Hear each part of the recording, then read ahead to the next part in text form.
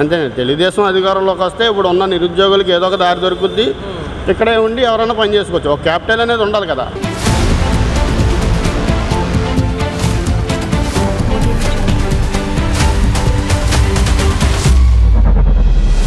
నమస్తే సార్, మీ పేరండి?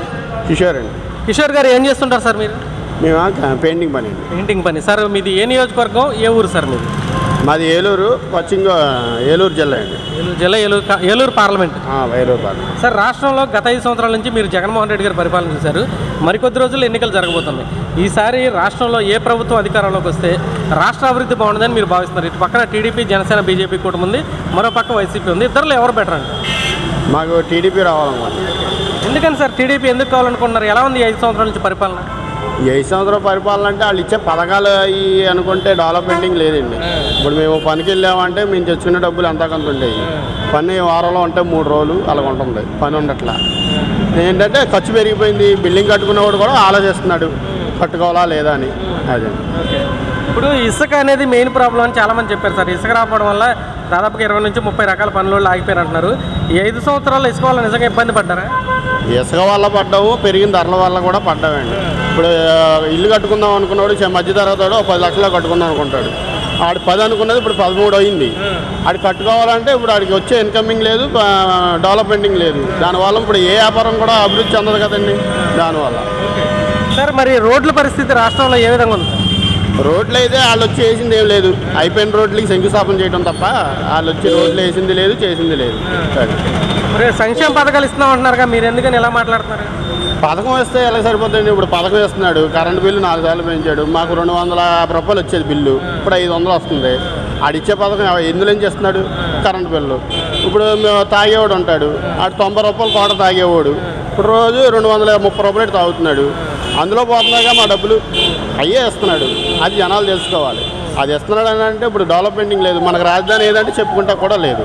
అదే సార్ జగన్మోహన్ రెడ్డి గారు 2019 ఎలక్షన్ ముందు కోడికత్తి అనే అది జరిగింది. అప్పుడు ఇప్పుడేమో గులకరాయితో దాడి చేశారు నా మీద అని చెప్తూ ఉన్నారు. సో ఇవి చూస్తుంటే మీకు ఏమనిపిస్తుంది? ఇప్పుడు గులకరాయితో దాడి అంటే దాన్ని మనం ఏం చేయలేం. అది కావాలని చేశారో ఎందుకు చేశారో తెలియదు. అది వాళ్ళు హైలైట్ చేసుకుంటున్నారు. ఇప్పుడు ఆయన సీఎంగా ఉన్నాడు, కావాలంటే ఆయన ఎంక్వైరీ చేసుకోవచ్చు. దాన్ని ఏంటనేది ఆయన చూపించుకోవచ్చు. అది ఎవరు కొట్టించాడో, ఎందుకు కొట్టాడో, ఏలకులంగా కొట్టాడో, పోనీ ఎవరు చేయించారో ఆయన చూసుకోవచ్చు. ఇప్పుడు మేము ప్రతిపక్షంలో ఉన్న వాళ్ళు అది చేయలేరు ఎంక్వైరీ. ఆయన సీఎంగా ఉన్నాడు కాబట్టి ఆయన పట్టుకుంటాక ఎంతసేపు? ఒక సీఎం మీద ఒక రాయి దాడి జరిగిందంటే అక్కడ ఉన్న పోలీసులు ఎంతమంది ఉంటారు, ఎన్ని పలకాలు ఉంటాయి? ఇప్పుడు ఆయన వస్తున్నాడు అంటే రోడ్డు బ్లాక్ అయిపోతుంది. ఆ బ్లాక్ అయినప్పుడు అక్కడ ఉన్న వాళ్ళు ఎవరో ఏంటి అని నిఘాతో ఉంటారు, కెమెరాలతో ఉంటాయి, డ్రోన్లు ఉంటాయి, అన్నీ ఉంటాయి. వాళ్ళు ఒకటే చెప్తే ఎలాగా చూసుకోవాలి. అది సార్ ఇప్పుడు మీకు తెలిసిన వాళ్ళు, చదువుకున్న కుర్రాళ్ళు చాలామంది ఉంటారు. ఈ 5 సంవత్సరాలు చదువు అయిపోయి బయటకు వచ్చిన వాళ్ళు.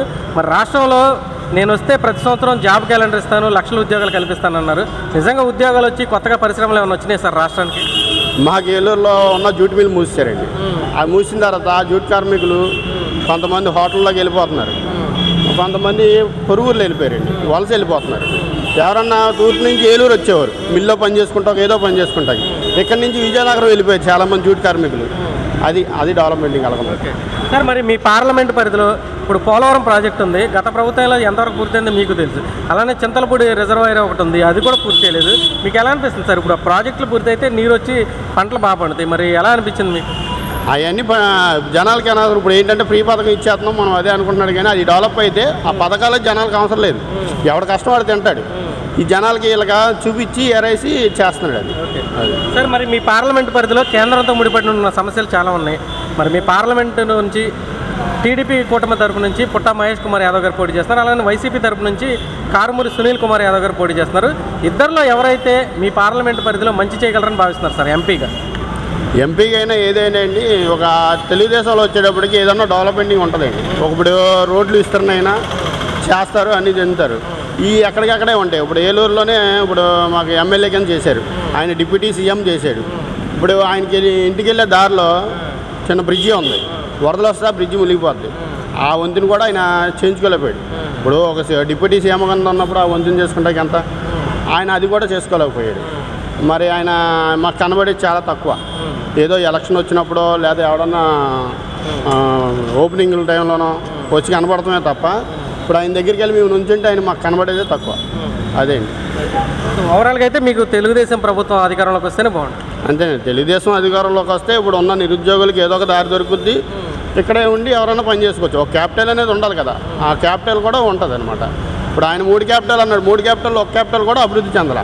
కొన్ని ఏదైనా చెందింది పలానా క్యాపిటల్ దగ్గర ఒక ఇండస్ట్రీ వచ్చింది ఏమన్నా చేసామని అంటాకి లేదు, అభివృద్ధి లేదు. అది. Thank you sir.